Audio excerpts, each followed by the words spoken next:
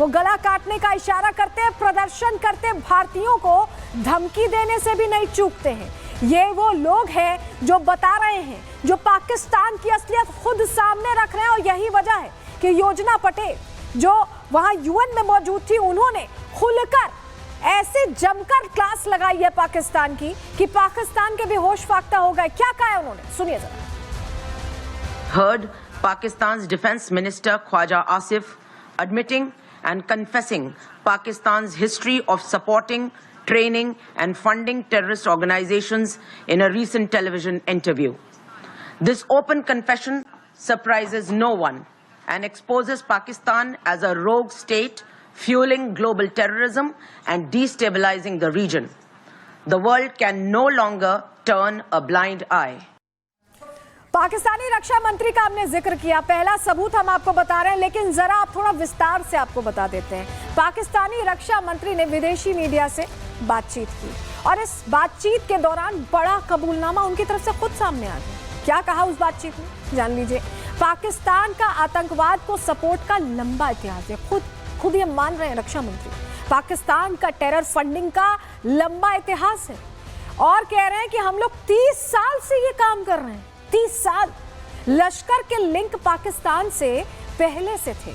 अब ये आतंकी संगठन खत्म हो चुका है। हालांकि ये भी एक झूठ है, ये कैसे झूठ है हम आपको बताएंगे, लेकिन कम से कम ये तो मान ही लिया रक्षा मंत्री ने कि उन्होंने पूरी तरह से समर्थन दिया है, आतंक को पाला पोसा है, ये उन्होंने मान लिया है। और आपको बताते दूसरा अहम सबूत, आसिफ मुनीर का प्यादा खुद इस पूरे घटनाक्रम का, जो पहलगाम अटैक हुआ है, उसका मास्टरमाइंड है। तस्वीर देख लीजिए, आतंकी हाशिम मूसा ये मुनीर का ही प्यादा है, उन्हीं का सहयोगी। ये दूसरा बड़ा सबूत है, दूसरा बड़ा खुलासा है जो सच्चाई की तह तक जाने में हमें मदद कर रहा है, क्योंकि मास्टरमाइंड जो है आतंकी हाशिम मूसा, इसका सीधा सीधा कनेक्शन मुनीर से है। जी हाँ, आर्मी चीफ पाकिस्तान के, उनसे सीधा कनेक्शन है। कैसे ये पूरा खुलासा हुआ है, जांच जब की गई तो क्या क्या पता चला है, हम आपको बताने जा रहे हैं। लेकिन आपको बताएं, एक और बड़ी खबर इस वक्त आ रही है, जहां भारत के एक्टिवनेस से बिलावल भुट्टो अब डरते दिखाई दे रहे हैं और बड़ी जानकारी मिल रही है कि उनकी तरफ से भी अब डर के ये कहा गया है कि मैं नहीं चाहता कि अंतर्राष्ट्रीय समझौतों का उल्लंघन हो। ये वही बिलावल भुट्टो हैं जो खून की नदियां बहाने की बात कर रहे थे और अब सुर बदलते बिलावल भुट्टो के दिखाई दे रहे हैं, क्योंकि इनके भी पसीने छूट गए। जिस तरह से भारत तैयारी कर रहा है, जिस तरह से भारत स्ट्रैटेजिकली चल रहा है, और ऐसे में अब बिलावल भुट्टो साहब कह रहे हैं कि अंतर्राष्ट्रीय संधियों का उल्लंघन ना हो, जो संधियां की गई उनका उल्लंघन ना हो। भारत के एक्शन से, भारत की तैयारी से अभी से पाकिस्तान की हालत पतली होती दिखाई दे रही है।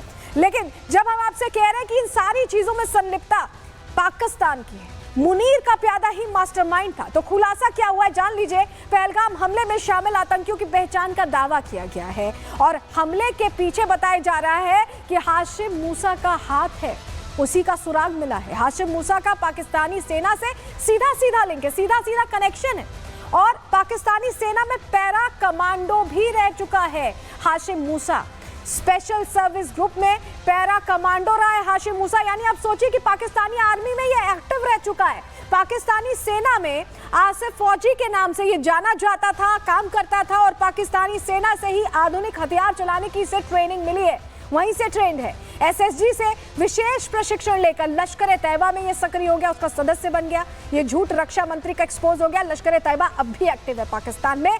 मूसा को जम्मू कश्मीर में बड़े हमले का निर्देश मिला था, ये आदेश मिला था और निर्देश मिलने के बाद ही मूसा ने पहलगाम हमले की साजिश रची। गैर स्थानीय विदेशी पर्यटक और सुरक्षा बल इसके टारगेट पर थे और इसी को देखते हुए ये पूरा प्लान इसने तैयार किया। पहले भी कई आतंकी घटनाओं में शामिल रह चुका है हाशिम मूसा और मूसा को पाकिस्तानी सेना और आईएसआई से पूरी मदद भी मिलती है, पूरी ट्रेनिंग मिलती है। और इस बीच इसी से जुड़ी एक और बड़ी खबर आपको बताएं, बड़ी जानकारी जो मिल रही है। कल से पहले गृह मंत्रालय में बैठक होने वाली, एनएसजी के अधिकारियों और डीजी बीएसएफ के साथ मीटिंग कल होने वाली है, जानकारी मिल रही है। कल होने वाली सीसीएस की मीटिंग से पहले ये काफी अहम हो जाता है। आप सोचिए, कैबिनेट कमेटी ऑन सिक्योरिटी की मीटिंग हो, उससे पहले बैठक होने वाली एनएसजी के अधिकारियों और डीजी बीएसएफ के साथ मीटिंग होगी और उसके बाद सीसीएस की बैठक होगी और इस बैठक में कड़ा कदम उठाया जा सकता है, कड़े फैसले लिए जा सकते हैं, क्योंकि सिलसिलेवार तरीके से प्लानिंग के तहत भारत चल रहा है। और कल जो सीसीएस की मीटिंग है उससे पहले यह अहम बैठक जब होगी, क्योंकि आप समझिए कि हर पहलू पर चर्चा के बाद सीसीएस की मीटिंग में ब्रीफ दिया जाएगा, ये समझने वाली बात है। और हमारे साथ हमारी सहयोगी अनामिका, गुरसिमरन, सुमित अलग अलग जगहों से जुड़े हुए हैं, पूरी जानकारी दे रहे हैं। जतिन भी हमारे साथ जुड़े हुए हैं। जतिन, सबसे पहले मैं आप ही के पास आ रही हूँ। एनएसजी के अधिकारियों और डीजी बीएसएफ के साथ मीटिंग हुई है, करीब 45 मिनट तक ये ब्रीफिंग चली है। अब कल सीसीएस की बैठक होने वाली, ये जो स्टेप बाय स्टेप मीटिंग्स हो रही है, जिस तरह की स्ट्रैटेजी तैयार कर रही है, क्या इंडिकेट कर रही है जतिन? बिल्कुल, देखिए अंदेशा बिल्कुल क्लियर है कि कुछ बड़ा होने वाला है। एनएसजी की बैठक बीएसएफ के साथ आज ड्रिल भी एनएसजी ने की और ये बिल्कुल तय है कि कोई भी परिस्थिति हो, भारत हर परिस्थिति से निपटने के लिए तैयार है और उसी को लेकर तमाम तैयारियां जो है वो की गई है। बॉर्डर्स की तस्वीर लगातार आप देख रहे हैं, चाहे वो साउथ कश्मीर हो, नॉर्थ कश्मीर से सटे हुए जितने भी बॉर्डर्स हैं, उरी, बारामूला, हर जगह पर फोर्सेज अलर्ट है। हमारी जो नेवी है वो अलर्ट मोड पर है और तमाम प्रशिक्षण वो कर रही है। एयरफोर्स अलर्ट मोड पर है, लगातार जो युद्धाभ्यास है वो किया जा रहा है। कल इस बैठक में ये तय बिल्कुल कर लिया जाएगा, क्योंकि जो सोर्सेज जानकारी दे रहे हैं कि खाका पूरी तरीके से तैयार है, रोड मैप पूरे तरीके से तैयार है, बस कोई कमी ना रहे, कोई कोताही ना रहे और हर चीज को बाकायदा परख कर, यही कारण था, चाहे वो सीडीएस की बैठक हो, रक्षा मंत्री खुद उस बैठक में शामिल रहे, प्रधानमंत्री मोदी से उन्होंने मुलाकात की और उसके बाद पूरा रोड मैप तैयार कर लिया गया है। हर तरफ से पाकिस्तान को घेरना, उसका एक तरीके से पर्दाफाश करना, तैयार हो चुकी है और कल सीसीएस की बैठक से पहले ये मीटिंग भी काफी अहम हो जाती है, जो 45 मिनट तक चली। आप हमारे साथ बने रहेगा। सुमित,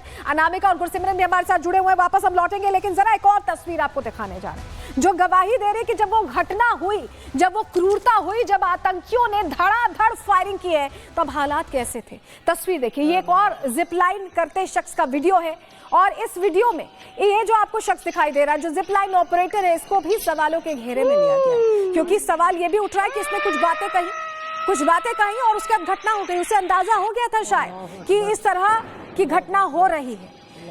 आप तस्वीर फिर से देखिए। लंबा करो। अब गोलियों की आवाज इसमें सुन पाएंगे।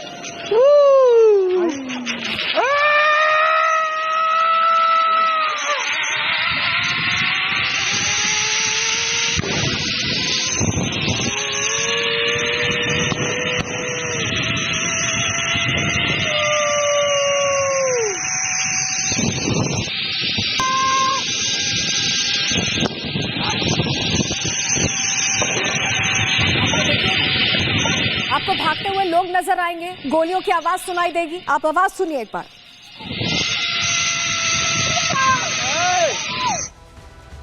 तो ये तस्वीर लाइव सबूत है कि कैसे वो घटना हो रही थी, कैसे क्रूरता, नृशंस हत्या की जा रही थी। इस बीच ऋषि भट्ट जो जिपलाइन करते हुए दिखाई दे रहे हैं, उन्होंने बताया कि उन्हें ये कब अंदाजा हुआ कि इस तरह की घटना हो रही है, क्योंकि उससे पहले तो वो वीडियो रिकॉर्ड करने में मगन थे, उन्हें समझ नहीं आ रहा था। सुनिए उन्होंने क्या कहा। मैं जब जिप लाइन कर रहा था तब फायरिंग स्टार्ट हुई। कि हमारे पहले जो 2 फैमिली गई थी उसके अंदर जो जैन्स लोग थे उन लोगों को रिलीजियन